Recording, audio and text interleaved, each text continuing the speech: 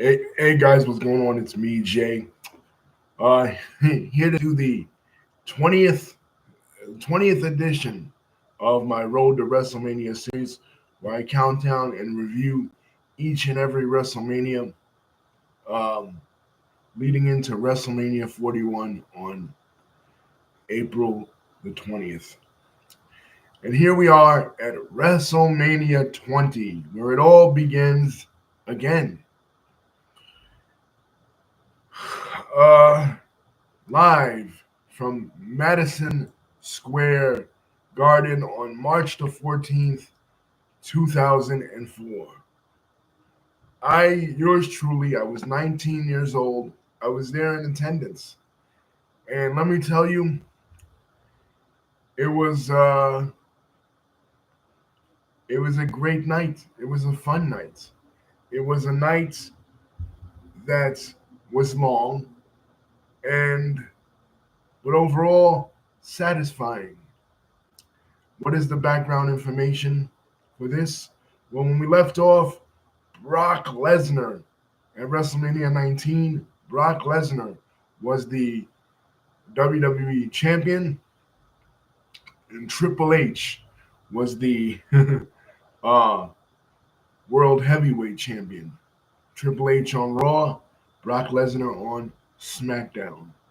And that's pretty much still how it is, but we have new contenders. Triple H has been on his reign of terror, defeating Booker T, Goldberg, Big Papa Pump Scott Steiner, Kevin Nash, Rob Van Dam, and Kane, and has still been feuding with Shawn Michaels. As a matter of fact, Shawn Michaels and he went to a bloody match. One of the most bloodiest last man standing matches at the Royal Rumble. And another draw on Raw that was made by then Raw General Manager Eric Bischoff. So obviously they wanted to settle the score. Shawn Michaels wanted to settle the score with Triple H and face him at WrestleMania. But the Royal Rumble winner, the 2004 Royal Rumble winner, a member of the SmackDown Six, a guy that was tearing it up on SmackDown with his tag team partner Kurt Angle, Chris Benoit wins the Royal Rumble 2004 by eliminating the Big Show.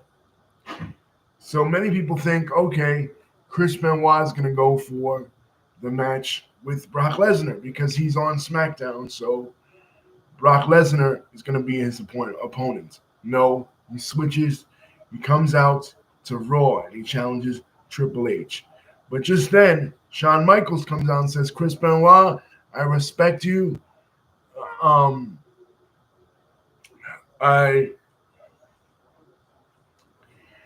I respect what you're trying to do. I respect your struggle and trying to win the championship, for the first time ever. But no, I want to finish my rivalry with Triple H. And then he super kicks Chris Benoit after they do the contract signing. So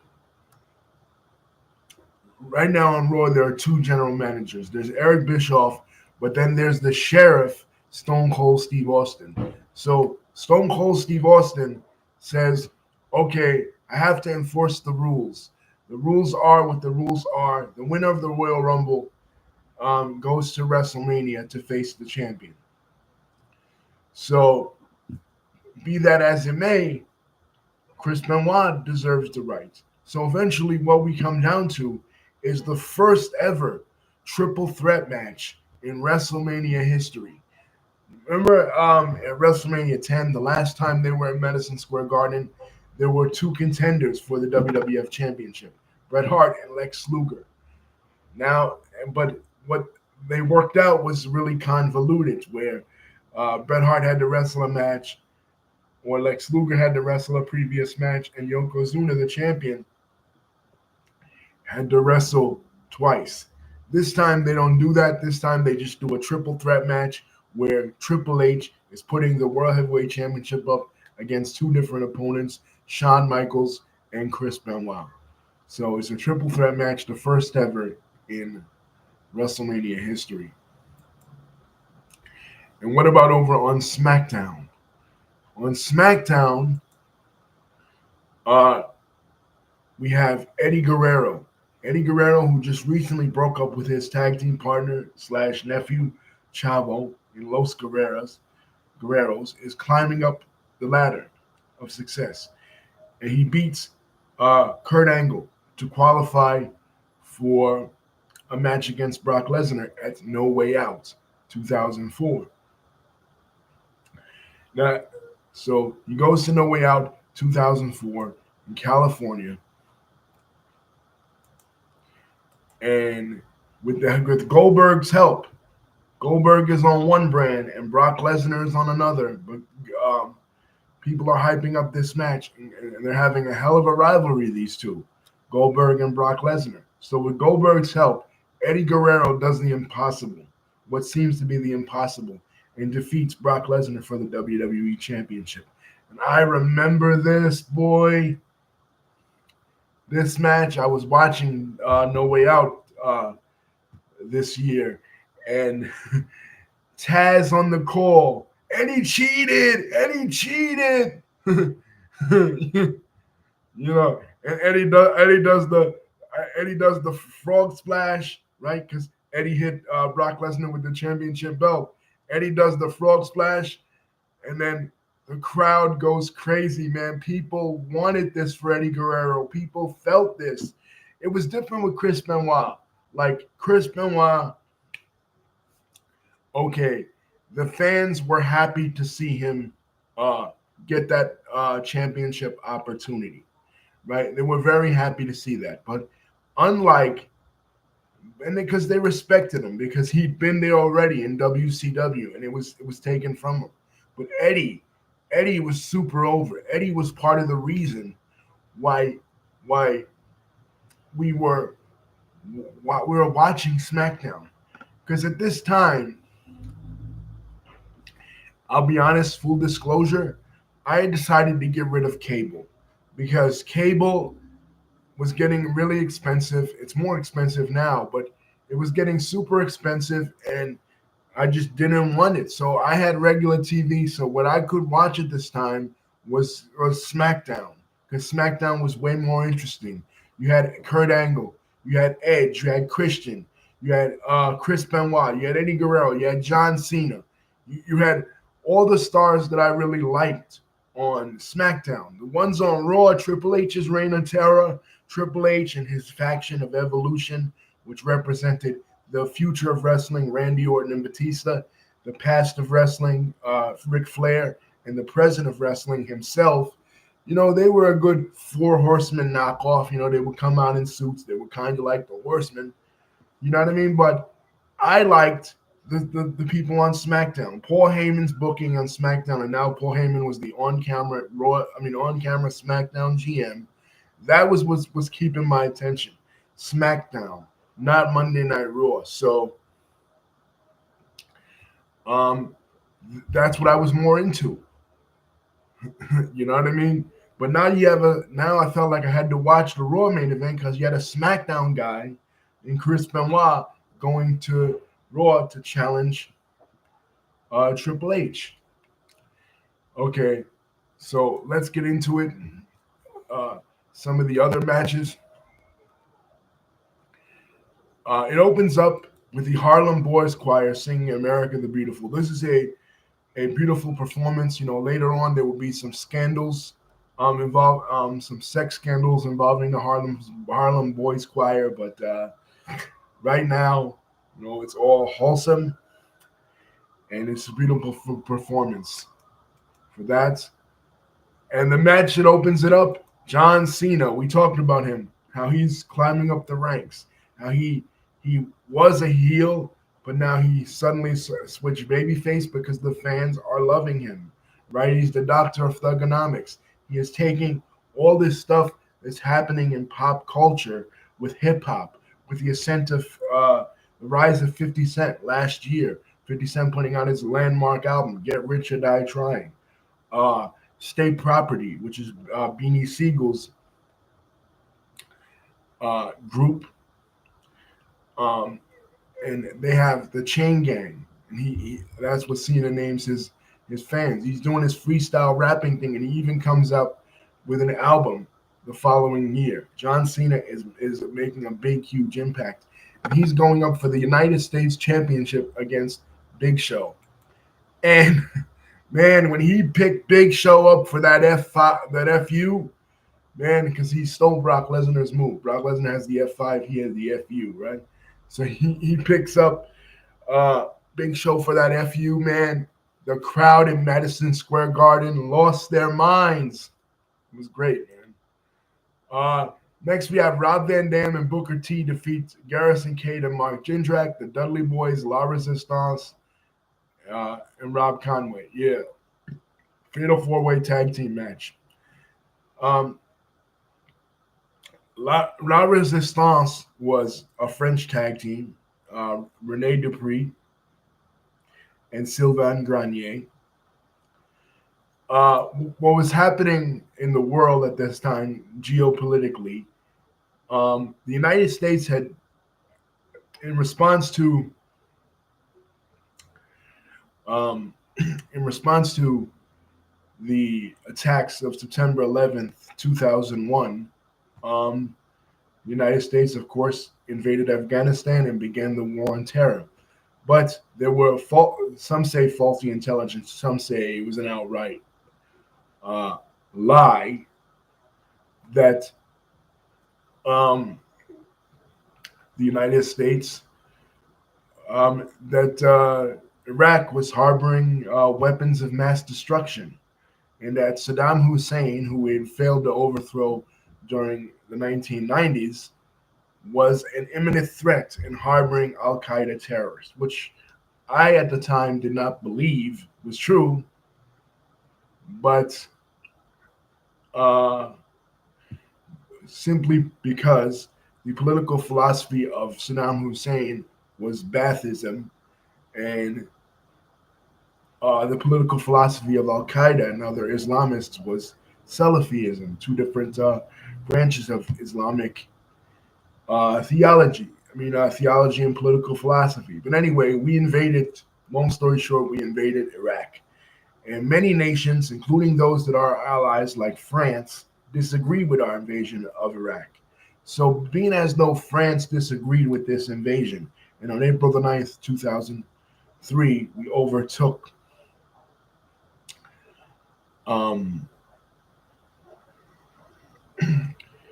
we overtook the nation of Iraq and overthrew Saddam Hussein.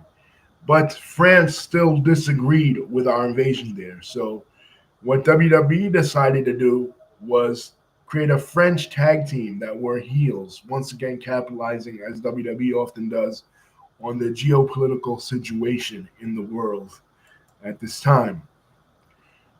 Christian and Chris Jericho. Yeah, this match was incredible.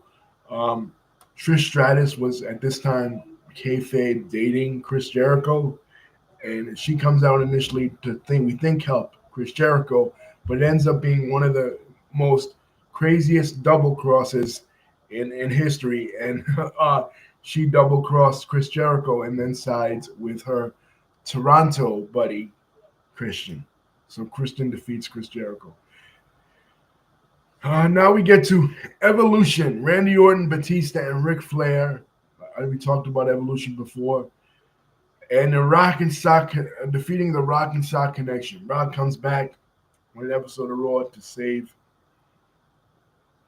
Mick Foley, and they booked this handicap match. Now this was great because, like I said, this was the closest we ever got to seeing a match between Ric Flair and The Rock. You have Ric Flair doing his version of the People's Elbow, right? Dancing around, acting like The Rock, and then The Rock makes a comeback. He punches Ric Flair, and he does like the Ric Flair strut. The crowd went crazy in Madison Square Garden. But unfortunately, the Rock and Sock Connection get get defeated. Now, this around for the next match around this time, Tori Wilson was appearing on Playboy. So, and she teams with Sable to take on Miss Jackie and Stacy Keebler.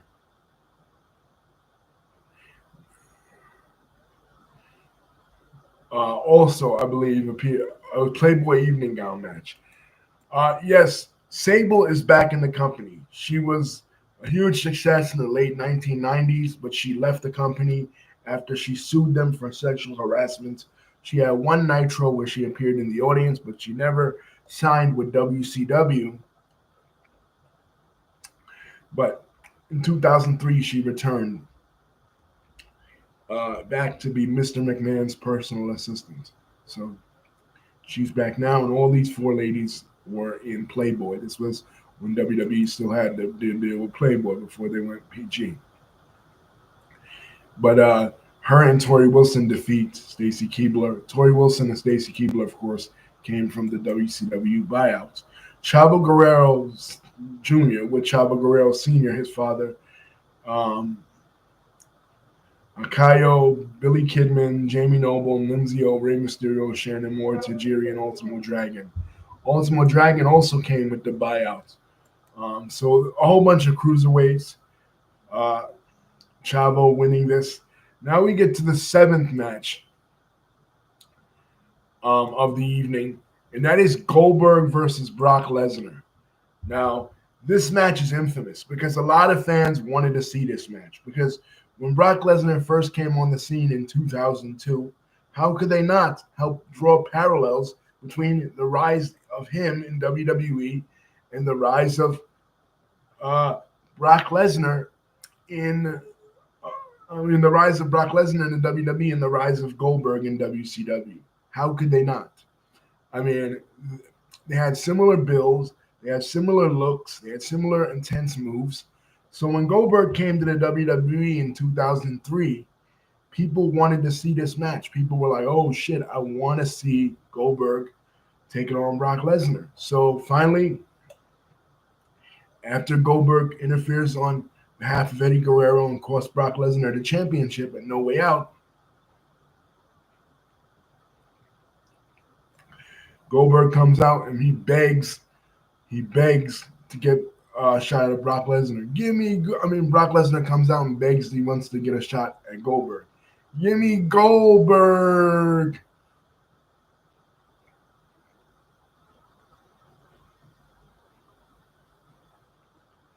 Really strange stuff because Lesnar was never good at promos, but now that he's not with Paul Heyman anymore, he has to do his own promos.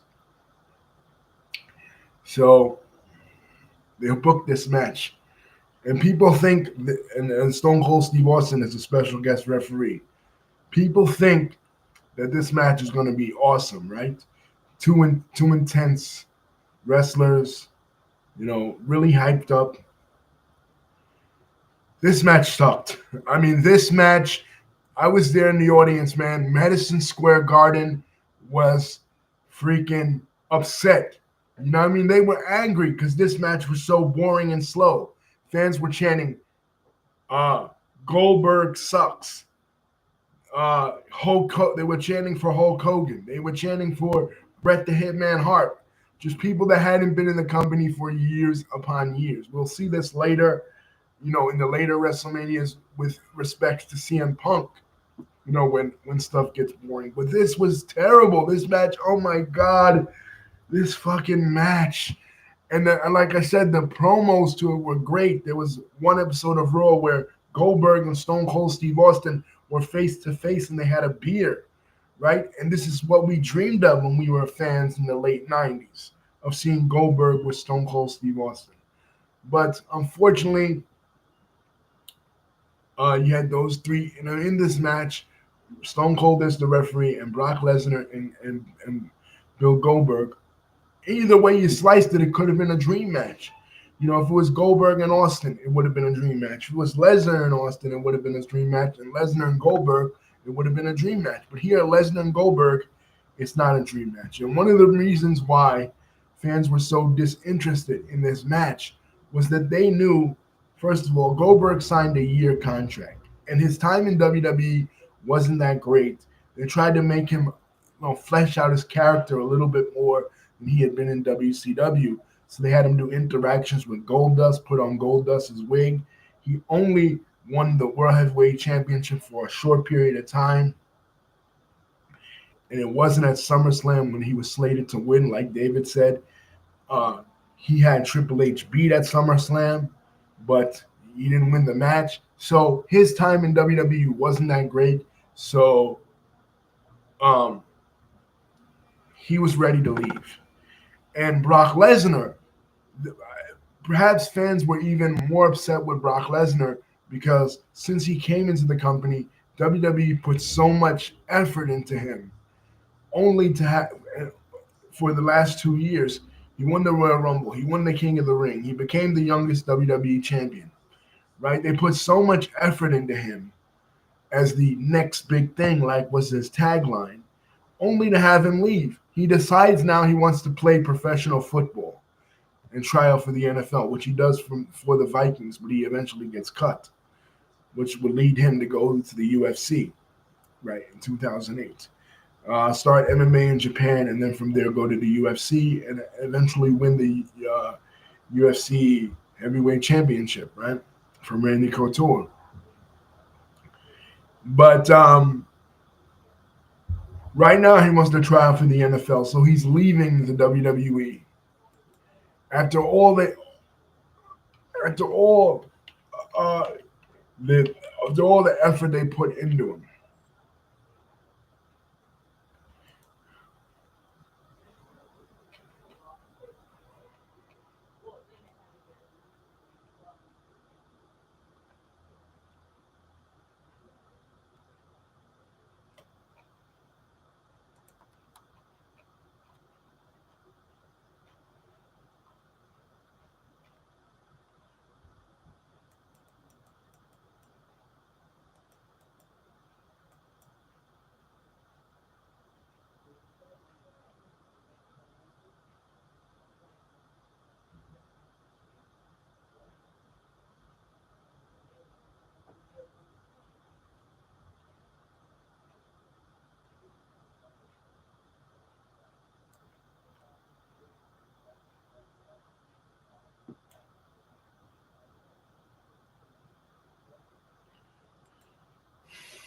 After all the effort they put into him, he is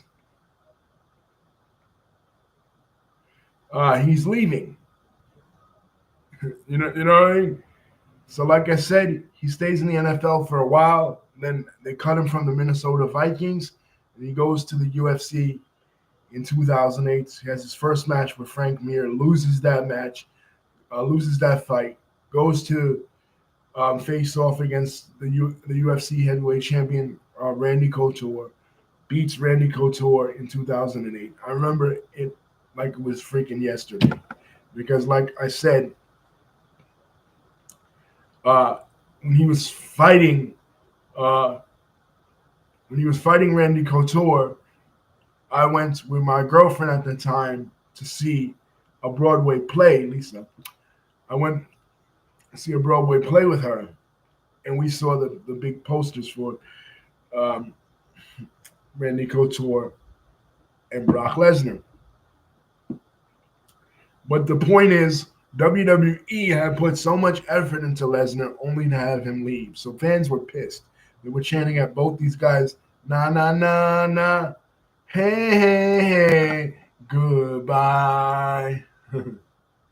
So Goldberg wins the match. And when Goldberg won, Stone Cold Steve Austin stunned both of these guys. And that was the saving grace of this match. Good riddance to Goldberg and Brock Lesnar.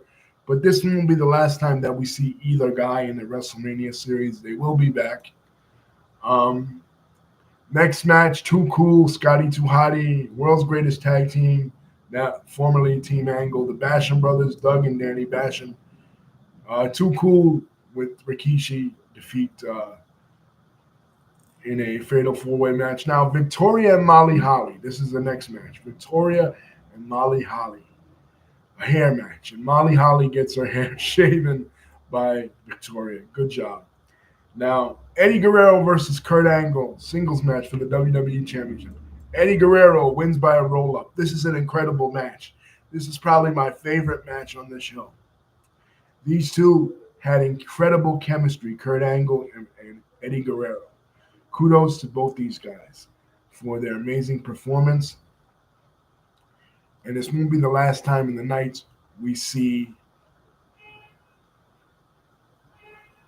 uh, Eddie Guerrero. Now, The Undertaker is here, and he's taking on his brother Kane. In 2003, he was buried alive by Vince McMahon and Kane. So now he's back to get his revenge on his brother. For the second time in WrestleMania history, he's taking on his brother. And man, I was there for this. Like I said, I never liked the American Badass. He kind of grew on me sometimes while he was doing it, or the big evil character, Undertaker as a normal guy. It was kind of seemed a little bit stupid to me. Why is he a normal guy and he's still called the Undertaker? So the Dead Man, the character that was my childhood, was coming back to in existence.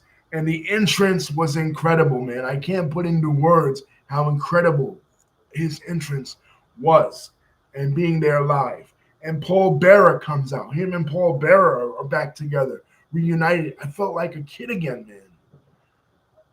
This was great, man. You know, fucking great. And the match wasn't that good. You know what I mean? It was nothing compared to their WrestleMania 14 match together, but it was good, man. It was better than that Lesnar Goldberg match, that's for sure. Probably the worst WrestleMania match in history. Well, second worst. When we get to WrestleMania 26, I'll give you my opinion of the absolute worst. And Chris Benoit defeats Triple H and Shawn Michaels. Absolute bloodfest. I mean, this match was like a roller coaster of emotions to finally have Chris Benoit putting Triple H in the crippler crossface. And then, even though I was there that night and I didn't hear this, when I got back and I watched the recording, because I had to record it as well as sing it live. When I got back and I watched the recording,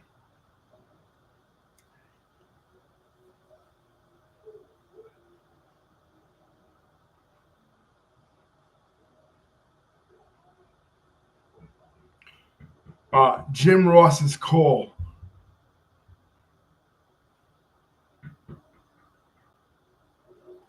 Jim Ross's fucking call.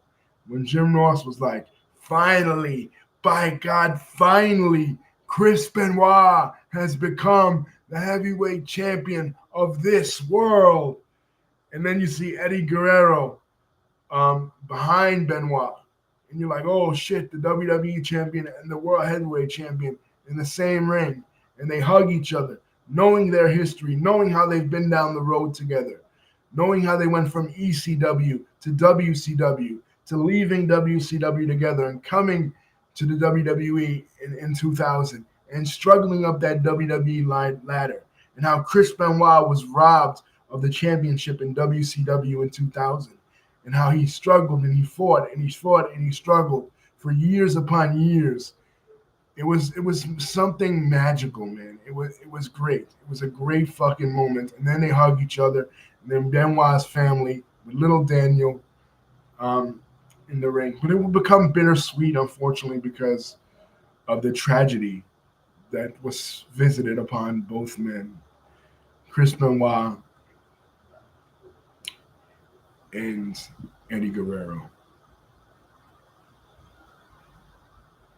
Eddie Guerrero would pass away the following year in 2005, and Chris Benoit, unfortunately, would commit the most heinous crime in the history of professional wrestling with the murder of his wife, Nancy, and his little son, Benoit, in June of 2007. And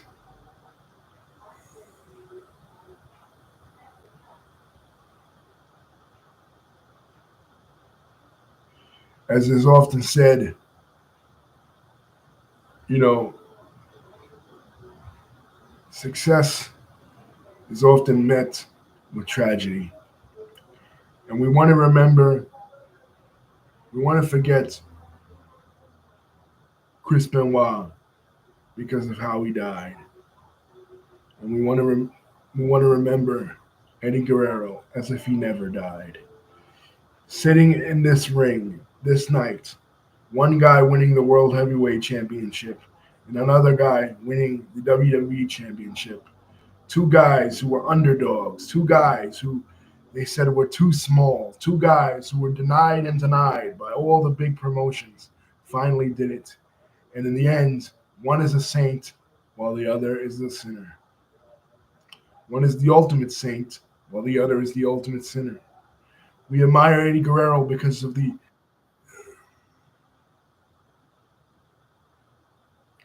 obstacles that he overcame. Like in the promo he gave to Brock Lesnar, where he says, I am an addict. Admitting his faults, admitting the things that he done that were reprehensible to his family, that almost cost him his life, but we forgave him and we loved him anyway. And we loved Chris Benoit because we perceived him as a saint when really he was one of the worst devils in the world. And in a way, this was very poetic because at WrestleMania 10, a Canadian who was a technical wrestler who the fans wanted, but the company did not want, overcame the odds.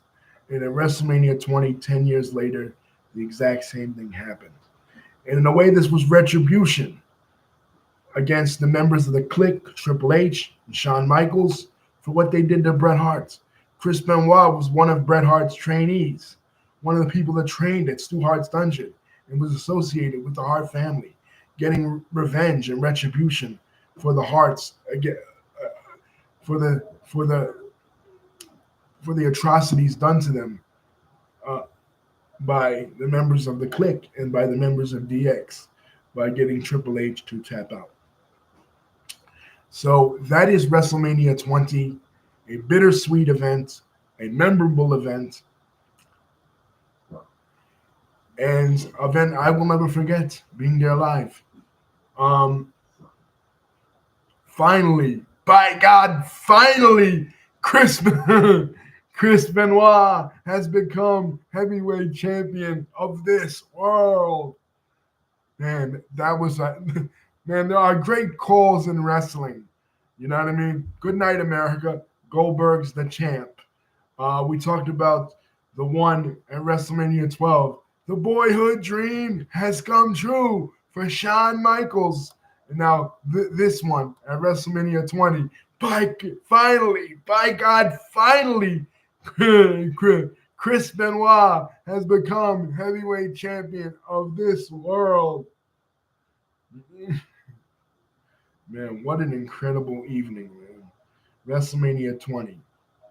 But now we move on, and unfortunately, a year out from now, 2005, WrestleMania 21, WrestleMania Goes Hollywood.